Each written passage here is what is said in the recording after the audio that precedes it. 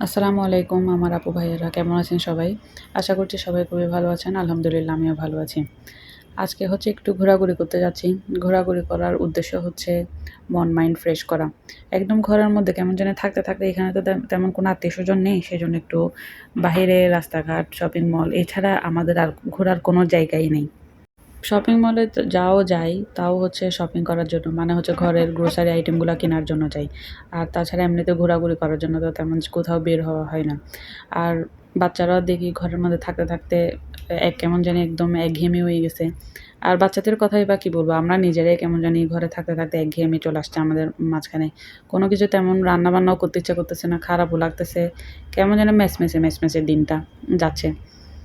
তো যদি বাড়িতে থাকতাম তাহলে হয়তো বাবার বাড়িতে যেতাম, এর বাড়িতে যেতাম, ওর বাড়িতে যেতাম। বাংলাদেশকে আসলে খুবই মিস করতেছি। খুবই মিস করতেছি। তো মিস করলে আর কি হবে? মিস করলে কি আর টুস করে প্লেন উঠে কি টাস করে চলে যাওয়া যায়? আসলে তো যাওয়া যায় না। একটা অনেক কিছুর ব্যাপার-স্যাপার আছে। তা যাই হোক বাংলাদেশে আর নাই বা গেলাম এখন। এখন আপাতত একটু কোথায় যাচ্ছি, কি করছি না করছি একটু আপনাদের সাথে শেয়ার করি।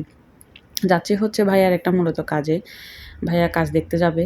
তো কাজ দেখতে যাবে দেখে এখন আমাদেরকে বলছে, "চলো রেডি হও।" রেডি হও বলতে আমাদের রেডি হয়ে যেতে হইছে। তো মানে বেশি সময় আসলে দেয় না। ওনার হচ্ছে খুব টাইমের ভিতর উনি রেডি হও মানে হয়ে যাও। ওইরকম টাইপের আরকি।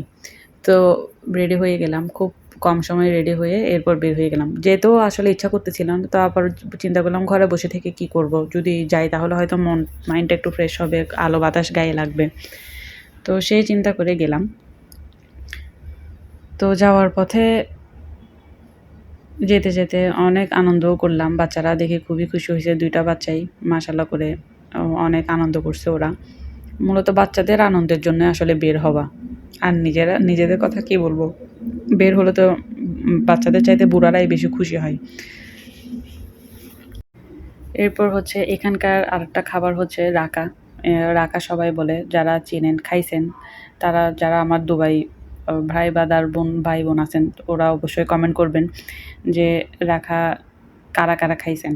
এখানকার এই খাবারটা আমার খুবই ভালো লাগে। আগেও অবশ্য অনেকবার খাইছি কিন্তু কখনো ভিডিও করার সেই সুযোগটা হয় নাই বা ভিডিও করি নাই। কোনো ক্রমে করা হয় নাই। তো একদম ভিডিও করে দেখতেছি এখানে ভিতরে মূলত কী আছে। তো রাকা-টাকা খাই ফেললাম, রাকা খাইলাম, হরলিক্স খাইলাম। এরপর হচ্ছে ম্যাঙ্গো জুস ছিল, ম্যাঙ্গো জুস খাইলাম। সবকিছু অবশ্য গাড়িতে বসে, বসে খাওয়া হচ্ছে। এদিকে ভাইয়া নেমে কাজের আ কাজ ধাপে ধাপে কাজ সারতেছে। তো মূলত এই যে এখন যে লাইনটা দেখতেছেন এখানে নাকি উটের রেস চলে। তো যদিও বা যাইতে আমাদের খুব রাত হয়ে গেছে। আমরা আর দেখি নাই। তারপর আসার পথে আমার মেজো ছেলেকে মানে আমার শাশুড়ি তার মেজো সন্তানকে দেখার জন্য গেল। ওখানে গেলাম মেজো ভাইয়ের ওখানে গেলাম। ওখানে গিয়ে একটু ভাইয়া অনেক কিছুর আয়োজন করছে। মানে ফাস্ট ফুড আরকি। ওগুলো খাইলাম। বাচ্চাদের জন্য চিপস, জুস অনেক কিছু হরেক রকমের অনেক কিছু ছিল। ওগুলা নিয়ে টিয়ে সুন্দর করে চলে আসলাম।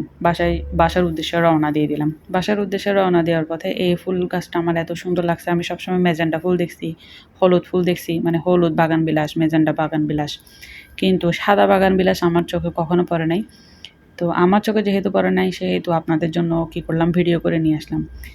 এরপর হচ্ছে গাড়িতে উঠে গেলাম। গাড়িতে উঠে যাওয়ার পরে আস্তে করে বাসার উদ্দেশ্যে রওনা দিচ্ছি আরকি। তো বাসায় আসার পর দেখলাম আকাশটা এত সুন্দর লাগতেছে।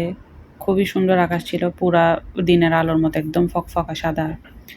তো বাসায় এসে কি করলাম, ১ কাপ গরম চা খেয়ে নিলাম। যাই হোক না কেন, চা হচ্ছে বাঙালির একটা ঐতিহ্য খাবার। চা ছাড়া একদম চলবে না। একদম কোনো কিছু হবেও না। মানে চা লাগবে।